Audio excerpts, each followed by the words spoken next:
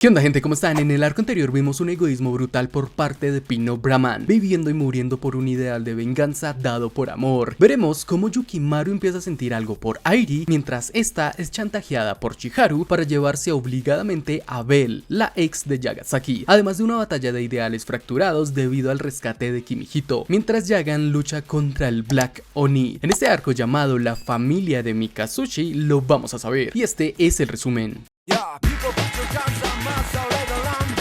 Días después vemos la vida de Bell en su rutina diaria, hablando con una anciana sobre lo que sucedió con Nomen. En su patrullaje escucha gente quejándose por cómo está Bupa y si pueden lograr salir de la ciudad o al menos a sus hijos, ayudando a las personas que puede, pero en definitiva algo le falta. En casa juega videojuegos, pero no deja de pensar en Yagasaki y todo lo que ha estado haciendo últimamente. Trata de escribirle e iniciar una conversación, pero desiste de esa idea, no cree que sea lo mejor para ambos, simplemente quiere verlo. Por otra parte, en la base, todos celebran entusiasmados porque la misión fue todo un éxito. Incluso está Yumama, quien básicamente cuenta que Chiharu la secuestró para que los curara a todos, y sin ella no podrían estar así de bien. Si bien políticos, empresarios e incluso la policía están en pánico debido al gran revuelo que han causado, Yukimaru pregunta directamente, mientras está reposando en Airi, ¿qué harán con el hijo de Mikazuchi? Chiharu responde que esa decisión es exclusiva de Yagan. Yagasaki, todavía cubierto de heridas, se encuentra frente al chico. Le asegura que nadie le haría daño, así que debe comer, que le tenga paciencia hasta que todo termine. Pero el chico enseguida confiesa algo doloroso: desearía no haber regresado a la vida. Entre lágrimas explicó que al principio se sintió feliz cuando su padre lo recuperó, pero esa alegría no duró demasiado. Cuando le preguntó si recordaba sus últimos momentos, respondió que solo conservaba fragmentos dispersos. Aún así había algo peor: sentía que poco a poco estaba olvidando quién era realmente, como si su propia existencia estuviera perdiendo esa conciencia real. No quería decirle eso a su padre, pero el miedo seguía creciendo dentro de él. Yagasaki comprendió su sufrimiento, le pidió que contara toda su historia. Kimihito respiró hondo y comenzó a recordar. Antes de todo aquello vivía solo con su madre. Ella lo había criado sin ayuda de nadie. Su padre nunca estuvo presente, así que durante años fue simplemente una figura distante. Cuando le preguntaba por él, su madre respondía que estaba lejos luchando contra personas malas. Decía que era algo que él había elegido hacer y que no podía evitarse. Kimihito también le preguntó esa vez si se sentía sola. Ella sonrió y respondió que no, porque lo tenía a él. Incluso le decía que cada día se parecía más a su padre. Kimihito, de hecho, lo que más recordaba era que jamás escuchó a su madre hablar mal de Mikazuchi. Siguiendo la conversación, también le contó que había sido elegido capitán. Sin embargo, mientras hablaba, ella se desplomó de repente. Había sufrido un ataque al corazón. Esa misma noche conoció por primera vez a su padre. Mikazuchi apareció buscando a Emi-san, pero ya era demasiado tarde, estaba muerta. Desde entonces comenzó a vivir con él. El chico intentó acercarse, conversar y construir una relación, pero Mikazuchi era una persona extremadamente seria. Él le contaba sus logros escolares, los torneos que ganaba y cualquier cosa que considerara importante. También le preguntó sobre su trabajo como líder de SCAT. Mikazuchi le explicó que dirigía una unidad encargada de cazar fracturados y que por eso muchas veces regresaría tarde a casa. Kimihito escuchaba fascinado. Según todo lo que su madre le había contado, su padre realmente era alguien que combatía a los malos. Sin embargo, la distancia entre ellos seguía existiendo. Se sentía solo, pero tampoco quería decepcionarlo. Pensaba constantemente que debía ser un buen chico. Repetía esas palabras una y otra vez: ser un buen chico. Pero la ausencia de su madre y la falta de cercanía con su padre terminaron creando una frustración enorme dentro de él. Ese sentimiento fue precisamente lo que atrajo la atención de una rana fracturada. En otro lugar, Mikazuchi empezó a notar el esfuerzo que hacía su hijo. Incluso decidió salir antes del cuartel cierto día para comprarle un regalo y felicitarlo adecuadamente. Le preguntó a Nakadai si le daba su opinión de entregar el regalo, pero él era demasiado rígido. Mientras tanto, Kimihito salía de la escuela pensando en qué preparar para la cena, cuando de repente una explosión sacudió la zona. Un fracturado apareció desde un bar proclamando que deseaba convertirse en alguien exitoso. Él era el humano fracturado, el ratón bocón. El monstruo comenzó a atacar indiscriminadamente y varias personas resultaron heridas. Paralizado por el miedo, Kimihito vio a una mujer que le recordó a su madre y en ese instante pensó en lo que haría su padre. Tomó una katana y decidió actuar. Al mismo tiempo, Mikatsushi se encontraba comprando precisamente una katana para regalársela. Mientras intentaba pensar cómo felicitarlo, recibió una llamada. Habían localizado a un fracturado cerca de la zona. Parecía completamente diferente al caso anterior que habían enfrentado. Sin esperar a sus compañeros, que tardarían 10 minutos en llegar, Mikatsushi avanzó armado únicamente con una pistola. Sin que él lo supiera, el fracturado estaba justo detrás de él. La criatura murmuraba repetidamente una frase: buen chico. El monstruo atacó, le arrebató el arma y obligó a Mikatsushi a retroceder. Las balas no servían de nada. Mientras esquivaba sus ataques, Mikatsushi comprendió que aquella pelea podía superarlo. Usó la katana que le llevaría a su hijo para intentar atacar, pero no logró hacerle absolutamente nada. Mientras la criatura se acercaba, pensamientos extraños cruzaban por su mente. Pensó que siempre había sabido que podía morir en cualquier misión. Sin embargo, si ese era realmente su final, lamentaba no haber pasado más tiempo con su esposa y con su hijo. Lo único que le pesaba era no haber podido hacer algo significativo por ellos. Ni siquiera había logrado hacer algo por su hijo. Pensó en que al menos pudo haberle dicho felicitaciones. En ese momento, una rana frenética entró en su cuerpo y gracias a ella su organismo se endureció y consiguió evitar un ataque mortal. Su deseo desesperado de seguir viviendo lo transformó en un medio fracturado. Con ese nuevo poder creó una espada y acabó con el enemigo en cuestión de segundos. La criatura, ya derrotada, continuó arrastrándose mientras repetía: buen chico. Fue entonces cuando Mikatsushi vio una mochila y una espada familiar. No entendía qué hacían allí. El monstruo se acercó a esos objetos y dijo algo que lo congeló por completo: he sido un buen chico. Por favor, papá, vuelve pronto a casa. Finalmente comprendió la verdad. Aún así se negó a aceptarla. No podía creer que acabara de matar a su propio hijo. Mientras intentaba convencerse de que aquello no era real, la criatura explicó medianamente que había luchado contra los malos igual que su padre. Confundido, destrozado y lleno de rabia, Mikatsushi respondió que eso ya no era un ser humano y terminó con su vida. Poco después, Nakadai le preguntó cómo pudo acabar con el monstruo. Mikatsushi dijo que era obvio: había dejado de ser humano. En el presente, Mikatsushi regresó al lugar donde debería estar Kimihito, pero ya no había nadie. Mientras tanto, Diderland quedó bajo vigilancia militar y la situación empeoraba cada vez más. Mientras hablaba con Nomen y le aclaraba que todo había terminado, la policía se encargaría de limpiar el desastre. También le retiraron el derecho a presentarse como gobernador o alcalde. En una sola noche pasó de ser considerado un héroe a no ser más que un calvo criminal parcialmente fracturado. Nomen le preguntó entonces si lo veía a él como un chiste. Mikatsushi respondió que según sus estándares, él solo era un idiota más. Nomen sonrió y afirmó que todo había terminado, que su sueño de crear un nuevo mundo dominado por fracturados jamás se haría realidad. Mientras decía que los humanos eran estúpidos, Mikatsushi le dio la espalda. Declaró que ya no seguiría involucrado e iría a buscar a su hijo. Nomen, riendo, respondió que existía una gran posibilidad de que los secuaces de Jagan lo hubieran matado. Aún así, le aseguró que si lograba traerle el cadáver, podría devolverlo a la vida otra vez, sin importar cuántas veces tuviera que hacerlo. Mikatsushi recordó las mismas palabras de Shiharu y respondió que no, ya no necesitaba seguir dependiendo de ese poder. Esta vez quería salvar a su hijo por su propia cuenta. Nomen le dijo que podía hacer lo que quisiera y le pidió el favor que se encargara de Jagan y los demás. Lo que le habían hecho era imperdonable. Mikatsushi aceptó, aunque Nomen le advirtió que una vez tomara ese camino jamás regresara. Mientras hablaba, comenzó a cubrir su cuerpo completamente con granito y aseguró que conservaría su cabeza como recuerdo. Entonces apareció Mona. Nomen le recordó que sin importar lo que ocurriera, ella siempre estará a su lado. Fue en ese momento cuando volvió a surgir su sueño original. Para él, la identidad individual no era más que una ilusión. Los seres humanos pasaban toda su vida intentando encontrar significado donde quizás no lo había. Son un verdadero chiste. Ninguno puede escapar realmente. Con un beso apasionado, activó su poder y absorbió a Mona. Mientras sentía como la transformación avanzaba, declaró que estaba cansado de toda la humanidad. Si el mundo era así, entonces convertiría a todos en él mismo. Una catástrofe estaba a punto de comenzar. La historia regresó al refugio de Jagan. Después de escuchar el relato de Kimihito, este le preguntó si su padre era uno de los malos. Jagan respondió que Mikazushi había destruido su propia vida para traerlo de vuelta. El chico intentó disculparse, pero Jagan lo detuvo de inmediato. Le explicó que ellos eran personas diferentes. Él no era responsable de las decisiones de su padre. A partir de ahora sería libre de elegir cómo vivir y cómo morir. Luego confesó algo más duro. Sentía pena por él, pero aún así seguiría su propio camino y mataría a su padre. En ese instante, todos los que estaban escuchando detrás de la puerta entraron al cuarto. Airi comentó que quizás todavía podían vivir juntos como una familia. Sin embargo, Yagasaki respondió que eso no le importaba. No tenía intención de dejarse matar por el calvo. Además, parte de su situación actual era culpa de Mikazushi. Por su culpa, cargaba con una rabia constante y un sentimiento de traición imposible de ignorar. Explicó que si no peleaba contra Mikazushi, su deseo jamás le permitiría morir. Shiharu, emocionado, le preguntó si entonces esto se convertiría en un 1 versus 1. Yagasaki respondió que sí. Cuando Mikazushi viniera a rescatar a Kimihito, él estaría esperándolo. Más tarde, Shiharu observaba las noticias relacionadas con Nomen. Nadie sabía dónde estaba. Había desaparecido junto con todos los habitantes de Ditherland. Shiharu comentó con indiferencia que seguramente aquello también formaba parte de los planes de Nomen. Mientras tanto, Yukimaru había comenzado a encariñarse bastante con Airi. Aprovechó un momento en que ella estaba descansando para acercarse de forma sospechosa. Quería tocarla. Airi lo notó enseguida y le preguntó si en serio quería hacerlo. Yukimaru se puso nervioso, pero Airi afirmó que solo estaba bromeando. Entonces él directamente le preguntó si le gustaba Yagasaki. Ella confirmó que sí, y aunque Yukimaru para ella era muy guapo, lo veía como un simple niño. Preguntó si seguía con intención de matar a Yagasaki. Yukimaru admitió que al inicio sí, aunque se había sentido solo durante mucho tiempo, estar junto a ellos era agradable. Incluso pensaba que no sería malo que aquellos días continuaran para siempre. Airi le sonrió y lo abrazó, se sintió entusiasmada. Luego le confesó que sentía algo parecido. Tampoco quería que esos momentos terminaran. Yukimaru sonrió y trató de besarla, pero ella lo frenó inmediatamente. Le recordó que nunca le había dado permiso para llegar tan lejos. Aterrado, Yukimaru salió corriendo mientras se disculpaba una y otra vez. Airi lo observó alejarse pensando que era bastante lindo y que no le desagradaba del todo. Según ella misma, quizás solo estaban despertando sus instintos maternales. Muy bizarro. Entonces apareció Shiharu y al verla le preguntó si se estaba divirtiendo y si debería llamarla Pulpo Chica o Pulpo Chico Yadori. Aira quedó helada, no entendía cómo conocía tantos detalles sobre su habilidad. Shiharu respondió que realmente no le interesaba demasiado su personalidad ni sus secretos. Sin embargo, si quería evitar que hablara de ello, tendría que hacerle un favor. Necesitaba a Belle y no importaba cómo lo lograra, debía traerla viva. Si te está gustando el resumen, no olvides dejar tu like y suscribirte. Muchas gracias por el apoyo. La historia volvió con Yagasaki. Él se reunió con Nakadai, que hace rato no lo veía. Le agradeció por traerle algo que le había guardado en una bolsa. El hombre le advirtió que tuviera cuidado. Mikazushi estaba eliminando a numerosos semifracturados mientras lo buscaba. Era evidente que lo tenía en la mira. Antes de separarse, ambos se pidieron mutuamente que no murieran. Después de eso, Yagasaki abrió la bolsa que claramente era la cabeza de Yuriko y comenzó a reflexionar sobre toda su vida como semifracturado. Al principio había luchado únicamente para traer de vuelta a Yuriko. Ese era el deseo que impulsaba cada una de sus acciones. Curiosamente, era algo que compartía con Mikazushi. Sin embargo, en algún momento cambió. Llegó a pensar en vivir junto a Belle. Tuvo esa oportunidad frente a él, pero la rechazó. En lugar de elegir la vida, decidió intentar morir aferrado a su deseo. Ahora se daba cuenta de algo doloroso. Desde que acabó con Yuriko, no había hecho absolutamente nada por ella. Ni siquiera estaba seguro de que revivirla fuera realmente lo correcto. Pensó entonces en Mikazushi. Al menos él había logrado traer de vuelta a alguien que amaba a la vida. Quizás esa era la opción más humana. Pero al recordar el sufrimiento del hijo de Mikazushi, toda esa idea se vino abajo. Comprendió que devolver a alguien a la vida podía ser simplemente una forma de satisfacer la culpa de quienes los habían perdido. Todo ese ideal era una farsa, nada más. Mientras meditaba sobre ello, su cuerpo comenzó a transformarse de nuevo. Declaró que el pasado que había intentado enterrar finalmente había regresado para enfrentarlo, y esta vez no pensaba dejarlo escapar. Más tarde, Airi llegó a la comisaría donde trabajaba Belle. Apenas la vio, pensó que era más linda de lo que esperaba. Se acercó y le preguntó su nombre, e inmediato le dijo que Yagasaki estaba buscándola. Belle se sorprendió. Airi se presentó y continuó explicando que estaba luchando junto a él y que atravesaban una situación complicada. Por eso, según ella, Yagasaki quería verla. Sin embargo, Belle sacó un arma de inmediato y le apuntó preguntó directamente, le dijo que estaba mintiendo. Iris quedó completamente desconcertada. Bell le aseguró que Yagasaki jamás enviaría un mensaje así, le ordenó que se alejara y volvió a preguntarle quién era realmente. Sin más opción, Airi admitió la verdad, había sido enviada por Chiharu. Al escuchar ese nombre, Bell entendió de inmediato la situación. Airi insistió en que realmente estaba peleando junto a Yagasaki. Aún así, Bell respondió que preferiría morir antes que volver a verlo. Aunque regresara, terminaría utilizándola otra vez. Por eso le pidió que le dijera a Chiharu que se jodiera. Airi trató de convencerla, pero él fue firme. Si Yagasaki de verdad quería verla, entonces él mismo debía ir. Mientras observaba cómo la conversación fracasaba, Airi pensó que Yagasaki debía haber hecho algo realmente terrible para que Bell estuviera tan furiosa. Sin embargo, tampoco podía regresar sin ella, así que llegó a una conclusión sencilla: tendría que recurrir a la fuerza bruta. Al mismo tiempo, en otro lugar, Mikazuchi seguía avanzando. Los medio fracturados que encontraba le rogaban por sus vidas y aseguraban que no conocían a ningún Yagasaki o no sabían dónde estaba, pero él continuaba eliminándolos mientras seguía buscando su objetivo. En ese momento, Mikazuchi recibió un mensaje del mismo Yagasaki que le indicaba un punto de encuentro en Bupa Gardens. Era el mismo lugar donde tenía retenido a su hijo. Mientras avanzaba, su mente se llenó de recuerdos de mucho tiempo atrás. Se vio a sí mismo cuando era joven, golpeado después de enfrentarse solo a varios chicos. Una muchacha se le acercó y, sorprendida, le preguntó si de verdad había intentado defenderse, aunque estaba en clara desventaja. Luego le ofreció un pañuelo, pero él lo rechazó diciendo que estaba bien. La conversación apenas comenzaba cuando el viejo, que había salido corriendo, explicó que Mikazuchi lo había protegido de esos cazavagabundos. Mikazuchi respondió que no era nada importante y que simplemente no soportaba a la gente que hacía daño a otros. La chica quedó impresionada, pensó que era alguien increíble. Desde ese día comenzaron a pasar tiempo juntos. La amistad se transformó en una relación y más adelante ella le reveló que estaba embarazada. Mikazuchi quedó completamente desconcertado, sin saber qué responder. Sin embargo, ella lo tranquilizó diciendo que podía criar al niño sola si era necesario. Sabía que él quería dedicar su vida a combatir a los criminales y no pretendía detenerlo. Cuando él intentó protestar, ella volvió a sonreír y le confesó que siempre le había gustado verlo luchar por lo que creía correcto. En el presente, Mikazuchi llegó al lago a toda velocidad. Desde lejos vio a su hijo atado y recordó lo que su esposa mencionó aquella vez, que demostrara lo increíble que era peleando. Comenzó a llamarlo, pero antes de que pudiera acercarse, apareció Yagasaki.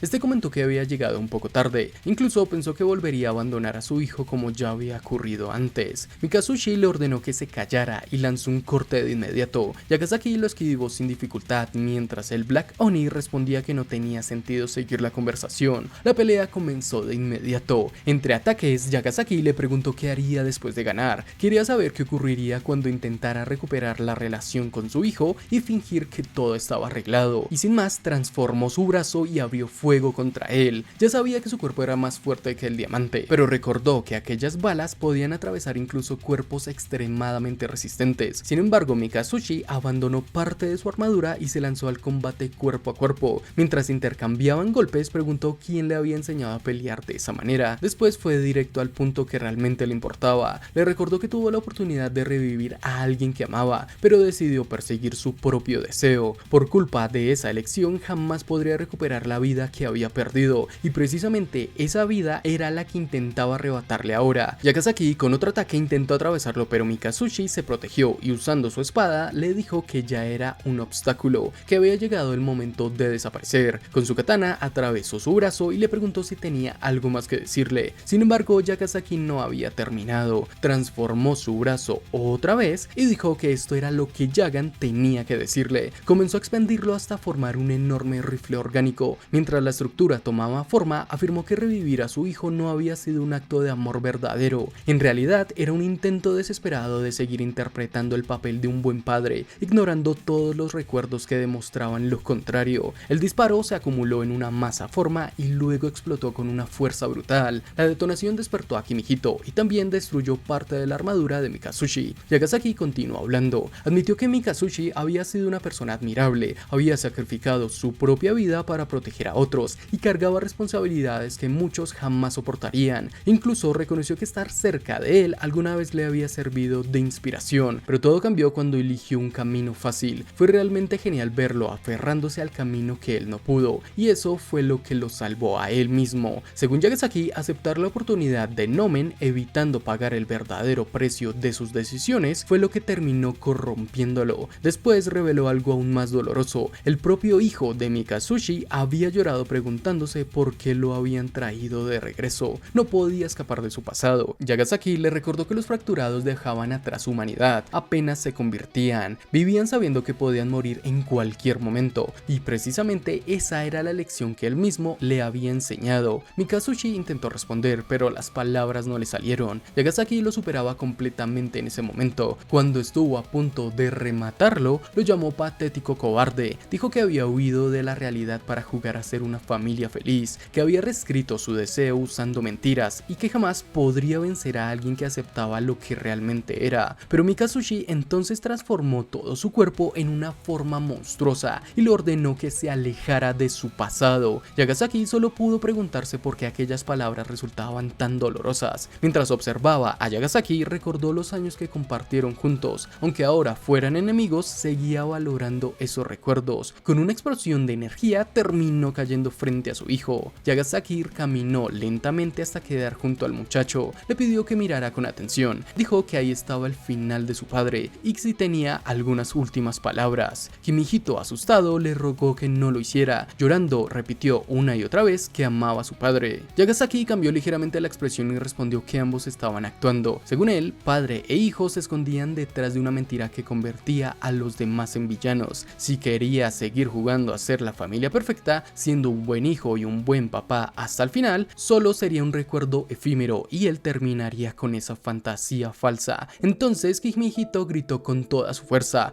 Preguntó a su padre por qué nunca asistió a ninguno de sus partidos. Dijo que entendía el dolor que sentía por la muerte de su madre, pero que solo había querido pasar tiempo con él. Explicó que jamás se sintió comprendido. Por más veces que lo llamara bueno o admirable, nunca había intentado conocerlo de verdad. Incluso después de revivirlo, seguía tratándolo igual. Entre lágrimas le dijo que su vida no era un accesorio. Preguntó si realmente lo había traído de vuelta solo para sufrir una existencia que se sentía peor que la misma muerte. Y finalmente confesó que lo odiaba enormemente con todo su corazón. Mikatsushi quedó completamente inmóvil. Yagasaki decidió dejarlo allí. No podía tomar esa vida. Añadió que la muerte sería una salida demasiado sencilla para él. Que sufriera, que siguiera adelante. Familia de mierda. Lejos de allí, una joven promocionaba productos mientras un muchacho veía ese comercial. Entonces le llegó correspondencia. Tras firmar la entrega, observó al repartidor y notó que ni siquiera era su dirección. El rostro del hombre comenzó a deformarse. La piel cambió de forma una y otra vez, como si varias personas intentaran ocupar el mismo cuerpo. El muchacho retrocedió confundido. Entonces aquella figura preguntó si no sería mejor que todos se convirtieran en uno solo. En ese instante atacó. Obviamente no era nadie más que Nomen, transformado ahora en una entidad compuesta por innumerables personas fusionadas en un único ser. Se volvía uno con los demás. Así termina este arco llamado La familia de Mikatsushi. Sinceramente es muy interesante este pasado de trasfondo. Sabíamos que Mikatsushi ya había matado a su hijo, pero no sabíamos que como padre fue de lo peor, e incluso como esposo nunca le dio prioridad a su familia y por eso ahora está pagando las consecuencias. Quiere redimirse e intentar ser un buen padre. Nunca es tarde, pero sigue priorizando la venganza y las batallas sobre su propio hijo. Y claramente aquí vemos a un Yagan que lo cuestiona absolutamente todo gracias a Pino Brahman y a muchos de los fracturados que ya han muerto. El punto clave es seguir siendo uno mismo y no aparentar algo que no es. Y es que ese ego profundo de cada uno es lo que define a cada quien. Te invito a que des algún comentario y si tienes algo que aportar, también suscríbete y deja tu like para seguir con esta historia y saber qué sucede en el arco final de Yagan llamado Conviértete en uno. Muchas gracias por llegar aquí hasta el final. Recuerda que somos Geek Boys. Resumen, hasta la próxima.